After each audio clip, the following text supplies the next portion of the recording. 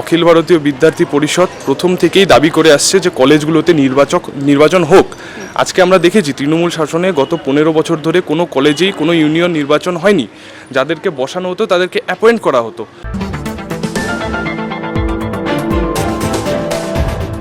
যেখানে ছাত্ররা যদি এবিভিপি বা অন্য কোনো কিছুর সাথে যুক্ত থাকতো তাদেরকে স্পেসিফিক্যালি টার্গেট করা হতো।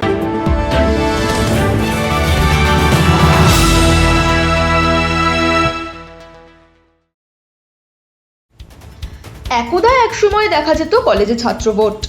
2020 সালের শেষবারের মতো ছাত্র ভোট হয়েছিল বাংলায়। তারপর দীর্ঘ 6 বছরে ছাত্র ভোটের কোনো নামগন্ধ নেই। বিধানসভা নির্বাচন হওয়ার আগে ছাত্র ভোট হওয়ার কথা বলা হয়েছিল, আর এদিকে এখন জুলাই মাস চলে এলেও নির্বাচন হওয়ার বিন্দুমাত্র সম্ভাবনা দেখা যাচ্ছে না। কিন্তু নির্বাচন না হওয়া সত্ত্বেও আরএসএস ছাত্র সংগঠন এবিভিপি এর কলেজ দখলের দৃশ্য বারংবার চোখের সামনে আসছে।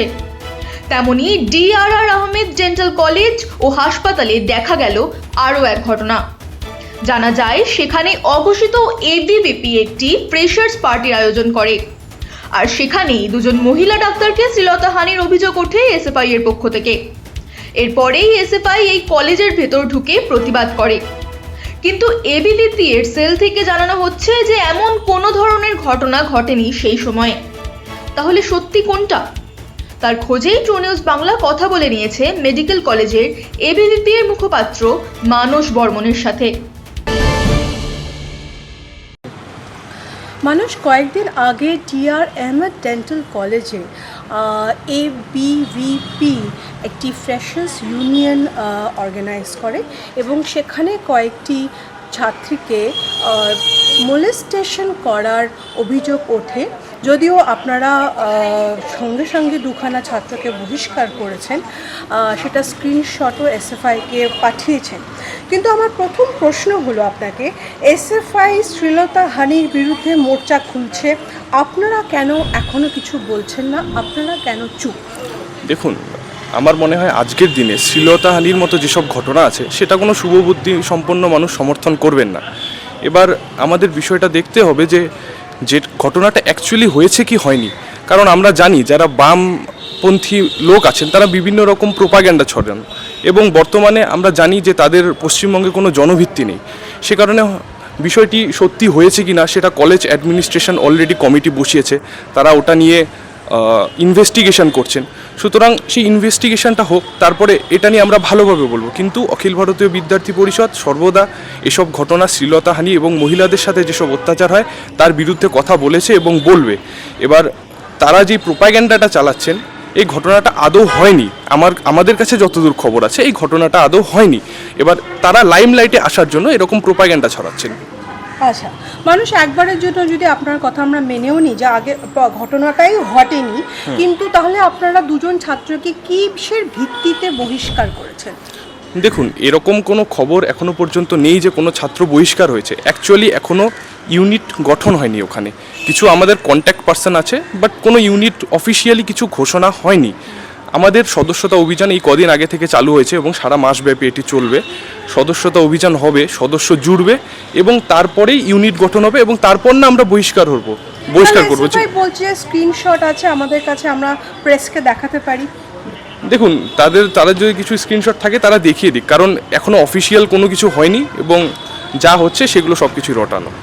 এই যে অফিসিয়াল কোনো কিছু হয়নি, মানে এখনও ইলেকশন নির্বাচন হয়নি, ইউনিয়ন নির্বাচন হয়নি, এটা নিয়েও একটা প্রশ্ন আছে মানুষ। নির্বাচনের আগেই কিন্তু কলেজে ট্রেড ইউনিয়ন নির্বাচনের ঘোষণা করে দেওয়া হয়েছিল, কিন্তু তা সত্ত্বেও এবিভিপি কেন কোনো পদক্ষেপ নেয়নি? এটা তো আমরা দেখছি টিএমসির মতন হয়ে যাচ্ছে যে কোনো নির্বাচন নেই, যার সরকার সেই কলেজের ভেতরে শাসত্ব চালাচ্ছে। দেখুন, অখিল ভারতীয় বিদ্যার্থী পরিষদ প্রথম থেকেই দাবি করে আসছে যে কলেজগুলোতে নির্বাচন হোক। আজকে আমরা দেখেছি তৃণমূল শাসনে গত 15 বছর ধরে কোনো কলেজেই কোনো ইউনিয়ন নির্বাচন হয়নি। যাদেরকে বসানো হতো তাদেরকে অ্যাপয়েন্ট করা হতো।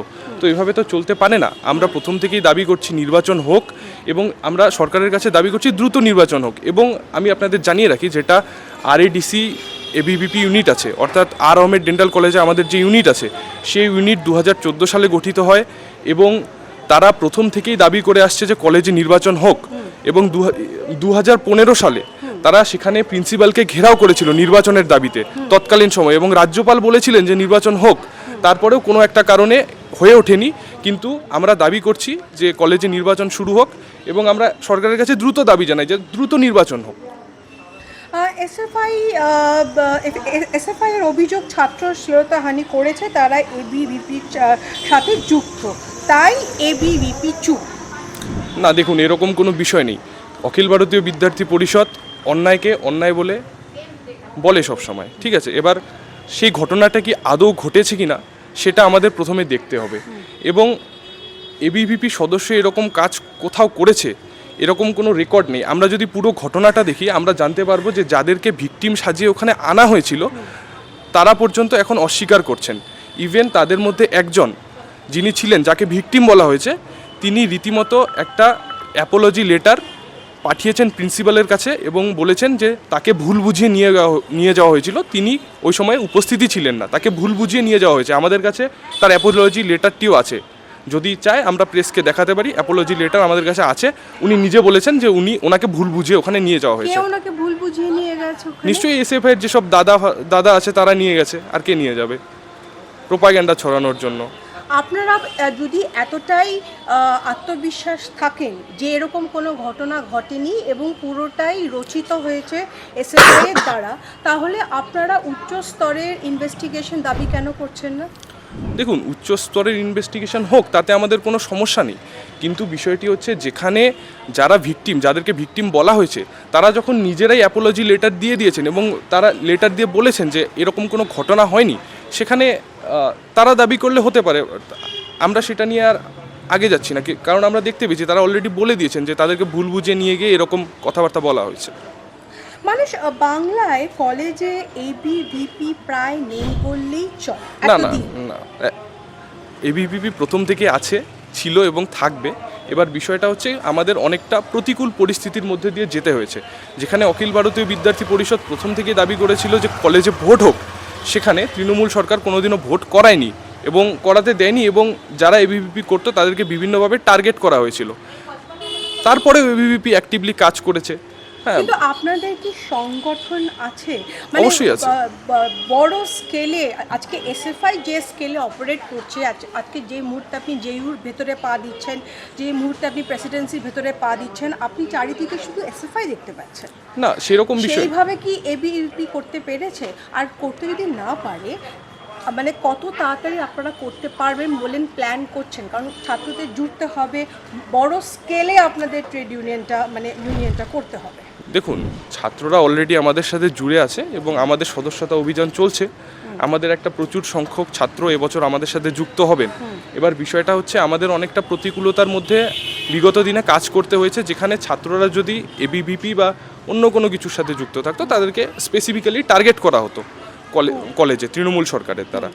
এবার আমরা অলরেডি ছাত্র জুড়ে নিয়েছি, আমাদের সদস্যতা অভিযান চলছে। আপনারা আর 1-2 মাসের মধ্যেই দেখতে পারবেন যে আমাদের কত সংখ্যা আছে এবং আমরা কি করছি। মানুষ এসএফআই যেরকম একটা হেল্পলাইন বানিয়েছে, যে কোনো স্টুডেন্ট যে কোনো কলেজ থেকে কোনো রকম সমস্যায় পড়লে সে হেল্পলাইনে সঙ্গে সঙ্গে ফোন করতে পারে।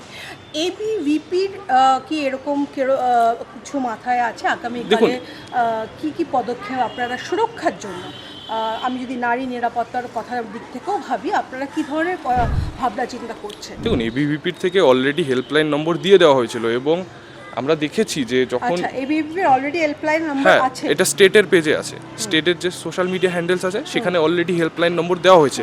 কোনো জেলায় কোনো কলেজে কেউ যদি বিপদে পড়ে তারা কার কাছে যাবে, তো সেখানে এবিভিপিও কিছুটা সাহায্য করার জন্য বিভিন্ন রকম হেল্পলাইন খুলেছে এবং এবিভিপি সর্বদা স্টুডেন্টসদের পাশে ছিল, আছে এবং থাকবে। মানুষ অনেকেই মনে করছে যে এই হেল্পলাইন একটা বড় রাজনৈতিক পদক্ষেপ, আপনাদের কাউন্টার পদক্ষেপ কি হতে চলেছে? দেখুন, বামের ভিত্তি তো অলরেডি জিরো, তারা জনগণ অলরেডি ওদেরকে প্রত্যাখ্যান করেছেন। আমরা দেখেছি 34 বছরে তারা কীরকম করেছেন রাজ্যটাকে। সুতরাং এটা নিয়ে আর বেশি বলা উচিত বলে আমি মনে করি না। আমি শুধু এটুকুই বলতে চাই যে তাদের সাথে আমাদের কোনো কম্পিটিশান নেই। হ্যাঁ, আমরা আমাদের মতো কাজ করব এবং স্টুডেন্টদের স্বার্থে আমরা কাজ করে যাব। এসএফআই এর দাবি সব কলেজ স্টুডেন্ট ইউনিয়ন ইলেকশন হোক। 2017 থেকে কোনো ইউনিয়ন ইলেকশন হয়নি, এবিভিপি কেন স্টুডেন্ট ইলেকশন করতে দিচ্ছে না? না, কে বলেছে এবিভিপি স্টুডেন্ট ইলেকশন করতে দিচ্ছে না? এবিভিপি তো প্রথম থেকেই দাবি করছে যে স্টুডেন্ট ইলেকশন হোক।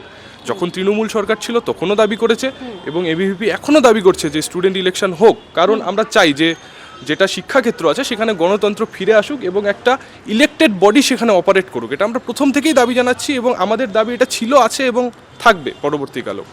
একটা ভীতি কি কোথাও এটা আছে যে নির্বাচন হলে বামেরা না, সুইপ না, না, করে না, নিয়ে না, যাবে না, না, না, কলেজে? না, না, না। একটা ভীতি আপনার হাসিতেও মনে হচ্ছে না। একটা ভীতি কোথাও আছে কি? এরকম কোনো আমাদের ভীতি নেই। আমরা অলরেডি জানি যে বামেদের জনভিত্তি শূন্য, সুতরাং তাদের কাছে গুটি কয়েক লোক আছে, তাদেরকে নিয়ে তারা কাজ করছে। তো দেখা যাক না, ইলেকশন হোক। আমরা তো ইলেকশনের পক্ষে আছি এবং আমরা চাই যত দ্রুত সম্ভব ইলেকশন হোক। এবিভিপি কি ধর্ষণ নিয়ে নিজেদেরই সরকারের বিরুদ্ধে আন্দোলন করতে পারবে? দেখুন, যা সরকার আসছে সেটা রাষ্ট্রবাদী সরকার, তাদের সাথে আমাদের আইডিওলজিক্যাল একটা মিল থাকতে পারে, কিন্তু এবিভিপি একটি স্বতন্ত্র সংগঠন, এবং যেখানে যেখানে অন্যায় হবে সেখানে সেখানে বিদ্যার্থী পরিষদ প্রতিবাদ করবে। যদি দেখা যায় যে পরবর্তীকালে বিভিন্ন রকম যেটা কেস হচ্ছে সেগুলো হচ্ছে, তো বিদ্যার্থী পরিষদ যেখানে প্রয়োজন সেখানে প্রোটেস্ট করবে। কারণ আমরা একটি স্বতন্ত্র সংগঠন, আমাদের সাথে যে রাজনৈতিক দল আছে তাদের সেরকম কোনো সরাসরি যোগ নেই। আমরা ইন্ডিপেন্ডেন্টলি আমাদের সিদ্ধান্ত নেই, এবং আমরা অন্যায়ের বিরুদ্ধে সর্বদা প্রতিবাদ করে যাব ছাত্র সমাজের পাশে থাকার জন্য। 4 মের পর রাজ্যে 6খানা ধর্ষণের কেস রিপোর্ট হয়েছে, এবিভিপি সরব হয়নি কেন?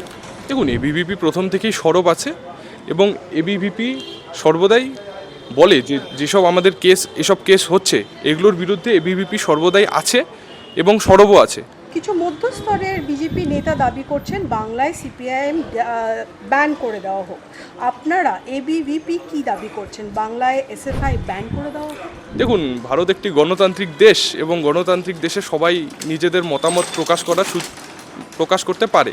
সুতরাং ওদের জনভিত্তি অলরেডি 0, তো সেখানে ব্যান করার প্রশ্ন নেই। কয়েকদিন পর এসএফআই এমনি উঠে যাবে। তার মানে এবিভিপি বলছে এসএফআই এর জনভিত্তি অলরেডি শূন্য, ওদেরকে ব্যান করার দরকার নেই, একদমই নেই, নিজেরাই ওরা উঠে যাবে। কারণ তারা গুটি কয়েক লোক নিয়ে কাজ করছে, এবং পরবর্তীকালে দেখতে পারবেন যত দিন যাবে এসএফআই একদম শূন্য থেকে শূন্য নিচেও চলে যাবে।